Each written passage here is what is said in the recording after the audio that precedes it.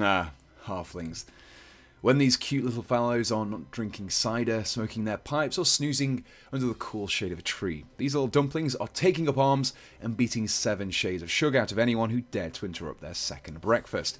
It's these half-pint warriors that I'll be focusing on in this video, and the 3 painted examples you can see here are from this Halfling Militia kit that was very kindly sent to me by Wargames Atlantic. This box set contains 40 multi-part hard plastic halflings, and you can pick it up for £25 or $32.70, which, yeah, is pretty cheap, especially when you take a look at the sprue. So what we have on each of the 8 sprues are 5 halfling bodies, 2 poleaxes, 2 spears, 2 bows, 2 slings, and 15 heads, which include specific items for constructing command options. All the bodies will work with all the heads and arms in the set, and you can easily mix and match the components should you wish to. So, just by looking at the bare plastic itself, it appears that the quality of the sculpts is quite nice. We have crisp details and none of that shallowness that often appears on some of these cheaper kits. The proportions look good too. We don't have those comically oversized hands and facial features that often plague halfling miniatures, and all the components seem to fit together nicely as well. However, I always find that the true test of a model's appearance is in how good it looks with an average paint job. Sure, the painted models on the box are always going to look great because they're painted by the pros, but let's see how they look after we slap some contrast paints and some highlights on them. I began with a basic zenithal shaded model made up of a dark brown primer with some wraithbone lightly sprayed over the top of them. I then used various contrast paints over each of the areas on the model, with the exception of some lead belcher for the metal parts. Everything was given a brown wash, the armor painted strong tone to be specific, and then everything was given a quick highlight. The result was a pretty gritty looking halfling, and you know what, I'm really pleased with them. I didn't need to go crazy with the highlights to make those details stand out. The washes added enough depth on their own. It took me less than an hour to fully paint 3 of these guys, which probably could have been less if I wasn't also watching Doctor Who, but yeah, you could easily smash out a whole box of these guys over a good weekend of hobby time to a pretty reasonable standard. Now this is where I think is one of the kit's greatest strengths. They can be a fantastic proxy for many other games. One alternative that immediately springs to mind comes from this beautiful little rulebook, which finally gave us all of us who are still hung up on that 1X known as the old world something to finally be happy about.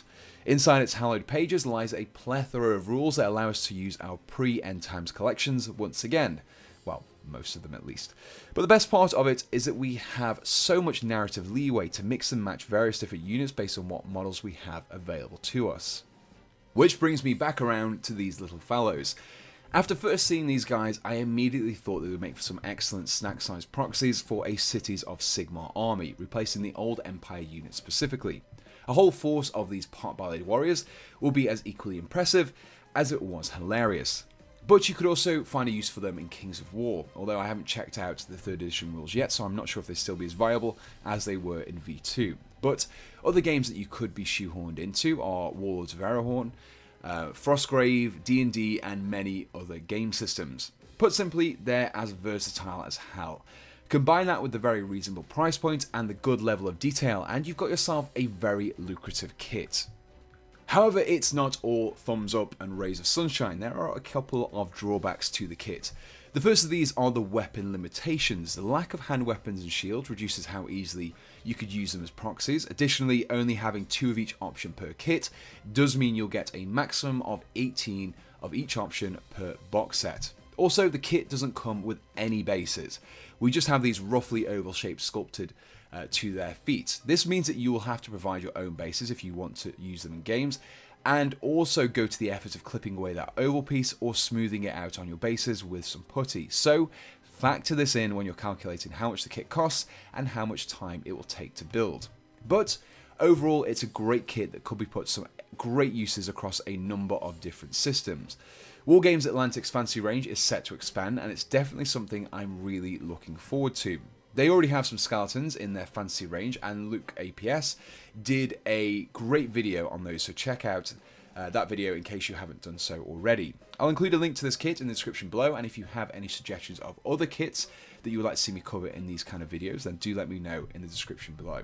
Now, before I go, I just want to say a huge thank you to everyone who continues to support me on Patreon. With your help, it just really assists me in the cost of producing these videos and means I can try out new things and different different types of videos. Now, if you don't already currently support me and you would like to do so, I've included my Patreon page in the description below, or if you'd just like to make a one-off donation, I also have a PayPal link as well. And for anyone looking to chat about anything wargaming with others who also enjoy my channel, I've set up a Discord server which you can find a link to in the description. So the only thing left to say is, thanks for watching, and goodbye.